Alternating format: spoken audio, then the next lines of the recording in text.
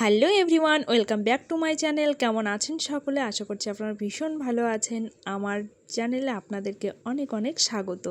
তো যাই হোক, আজকের ব্লগটা আমি বিছানা থেকেই শুরু করলাম। মানে ঘুম থেকে উঠে এখন আমি মাথায় তেল দিচ্ছি, কারণ স্নান করার আগেই কিন্তু আমি মাথায় তেল দেই। আর তেল তো খুব একটা দেওয়া হয় না, আর তেল দিয়ে আমি বেশিক্ষণ রাখতেও পারি না। তো যাই হোক, প্রচণ্ড মাথা ব্যথা করছিল, রাতে ঘুম হয়নি ভালো। তো ভাবলাম সকালবেলা একটু তেল দিয়ে নেই। তো তেল দিয়ে কাজ সেরে কিন্তু স্নান করে আসবো। আর পাপাও কিন্তু আজকে অনেক সকালবেলা উঠেছে। তো যাই হোক, আমি স্নান করে চলে এলাম। আর এখন আমি সকাল সকাল শাড়ি পরেছি। শাড়ি তো খুব একটা পরি না, তো বাইরে বেরোলেই পরি। তো আজকে একটুখানি বাইরে বেরোবো, তো বাইরে একটুখানি কাজ আছে। আর পাপাকে মানে পাপারও ঘোরা হয়ে যাবে, আমার কাজটাও সারা হয়ে যাবে। তো পাপার গাড়ি নিয়ে চলছি। তো এটা হলো আমাদের বাড়ির রাস্তা। তো খুব একটা তো বাড়ি থেকে বেরোনো হয় না, যার জন্য পাপাকে নিয়েই বেরিয়ে পড়েছি, ওরও ঘোরাও হয়ে যাবে। তো গাড়িটা নিয়ে তো খুব একটা চালানো হয় না বাড়িতে, তো কোথাও বেরোলে পরেই এই ঘুরতে নিয়ে যাই। আর এই গরুটা একটু দাঁড়িয়ে থেকে দেখছিল, কারণ ও তো খুব একটা বেরোয় না। আর এখন নানান ধরনের জীবজন্তু ওদের কাছে নতুন, তো দেখে ভীষণ খুশি হয়ে যায়। তারপর আমি বাড়ি চলে আসলাম। বাড়ি চলে এসে তো আমি শাড়ি চেঞ্জ করে নিয়েছি, আর বাইরে বৃষ্টি, যার জন্য জামা কাপড় যেগুলো ছিল ঘরেই মেলে দিলাম। কারণ যা অবস্থা, দেখে মনে হচ্ছে যে আজকে আর বৃষ্টি থামবে না। তো অনেক দিন ধরে বৃষ্টি হচ্ছে, প্রায় তো 15-20 দিন ধরে তো বৃষ্টি হবেই। তো থামার কোনো লক্ষণই নেই। তো এক সময় একটুখানি হয়তো রোদ ওঠে, রোদ ওঠার পরে আবার সেই বৃষ্টি শুরু হয়ে যায়। মানে সারা দিন চলতে থাকে। দুপুরবেলাটা একটুখানি হয়তো কোনো দিন রোদ দেয়। আর কাল অনেক হনুমান এসছিল, আজকেও প্রচুর হনুমান এসছে। আর আমাদের গাছের পেয়ারাগুলো কিন্তু সব এভাবে ফেলে দিয়েছে। মানে কিছু কিছু খেয়ে নিয়েছে, আর কিছু কিছু পেয়ারা ফেলে দিয়েছে, যেগুলো মানে শক্ত, সেগুলো তো আর খেতে পারে না। তো যাই হোক, তারপর আমরা চলে এলাম এদিকে চা খেতে। তো সকালবেলা শুরুটা চা দিয়েই করি, কারণ সকালবেলা একটুখানি কিছু না খেলে ভালো লাগে না। সারা রাতটা যায়, তারপর সকালবেলা কাজটা সারতে এবং রান্নাবাড়ি করতে অনেকটাই সময় চলে যায়। তো এখন আমি খেয়ে নেব চা বিস্কিট। অন্যদিন মুড়ি বা অন্য কিছু খাই, তো আজকে একটু চা দিয়েই শুরু করলাম। আর পাপা কিন্তু ভীষণ দুষ্টুমি করছিল। তো আমাদের বাড়িতে খুব একটা কেউ চা খায় না, তো আমি খাই। তো বাবা তো বাইরেই চা খায়, আর মা খুব একটা খেতে চায় না। তো যাই হোক, আজকে মা ভাত বসিয়ে দিয়েছে, আমি এদিকে লঙ্কাগুলোকে বেছে দিচ্ছিলাম, কারণ এখন যেহেতু বর্ষা সিজন, আর ফ্রিজে রেখেছিলাম মুখ পচে গেছে। মানে অর্ধেক লঙ্কাই আমি ফেলে দিয়েছি বেছে বেছে। আর আমার পাপা আমার কোল ছাড়া নড়ছে না, মানে এদিক ওদিক খুব দুষ্টুমি করছিল। তাই বললাম একটুখানি বসে থাকো, আমি এগুলো কাজগুলো সেরে নেই, না হলে ওর পেছনে দৌড়াতেই আমার যাবে।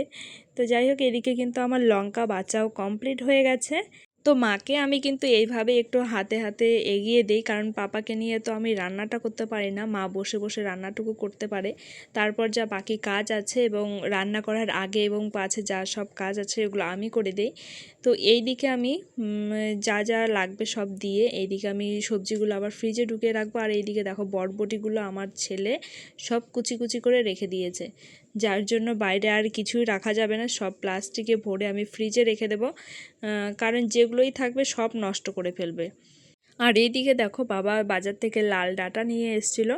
তো ডাঁটা মোটামুটি সবাই ভালো খায়, তো আমার খুব একটা এই ডাঁটা পছন্দ হয় না। তাও মানে আর কি খাই, যেটুকু মানে খাওয়া দরকার, তবে আমার খুব একটা ভালো লাগে না। তো এই যে ডাঁটাগুলো নিয়ে এসছে, এগুলো কিন্তু আমাদের বাপের বাড়িতে প্রচুর হয়, তবে আমরা না খেতাম না, মানে ভালো লাগে না, এই যে বুড়ো ডাঁটা। আর এখানে আমরা কিনে খাচ্ছি, মানে আমার শ্বশুর বাড়িতে কিনে খাচ্ছি। তো আমরা যেহেতু জমিতে চাষ করতাম, যার জন্য হয়তো আমরা ফেলে দিয়ে খেতাম। তো এখানে এসে আমি সেই জিনিসের মর্মটা বুঝতে পারছি, যে অনেকে পায় না আর অনেকে খায় না। আর এই দিকে দেখো, আমি আজকে কচু কাটবো, কারণ কচুর শাক আমার ভীষণ ভালো লাগে। তো চুলটা ভেজা ছিল, একটুখানি খোপা করে নিলাম।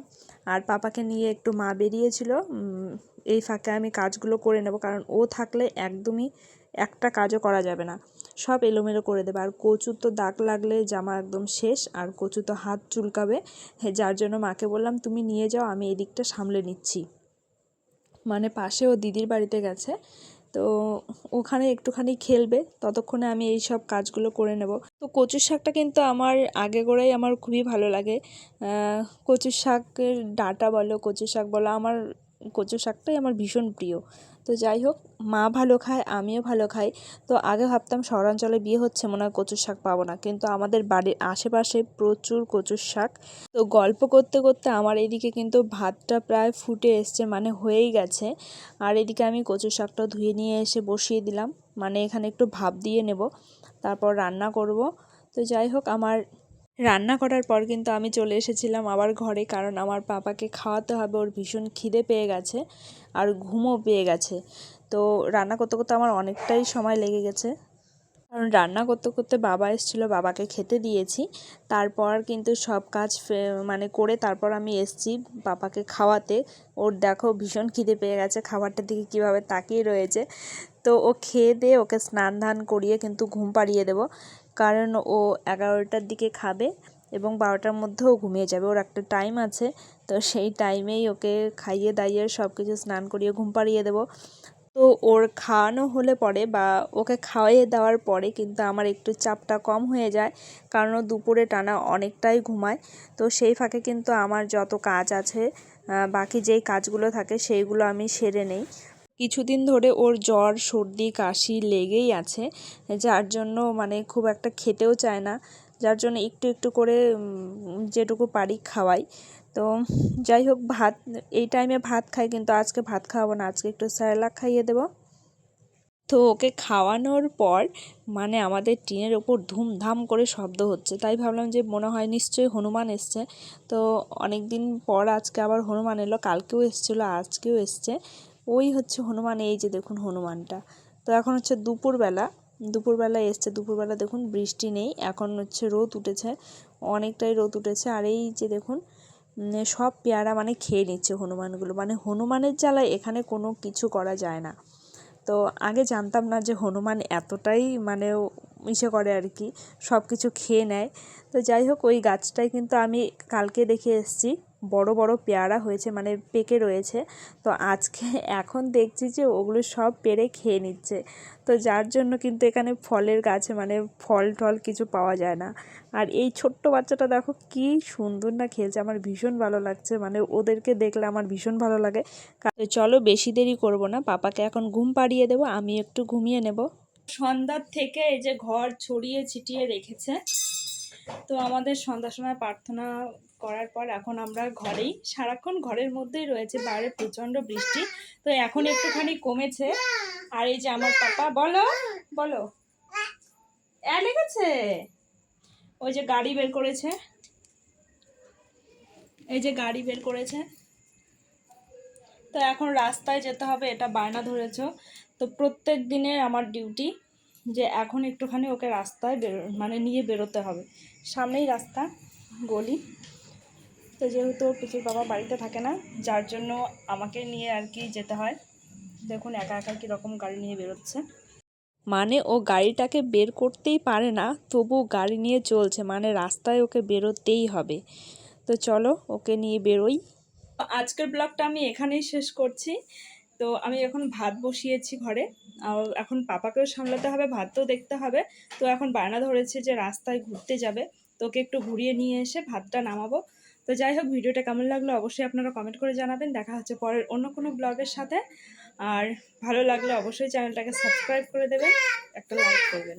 টাটা, বলো বলো। তো এখন ক্যামেরা অন আছে, কিছু বলবে না, শুধু মাই করে যাবে, বলো বলো। তো টাটা।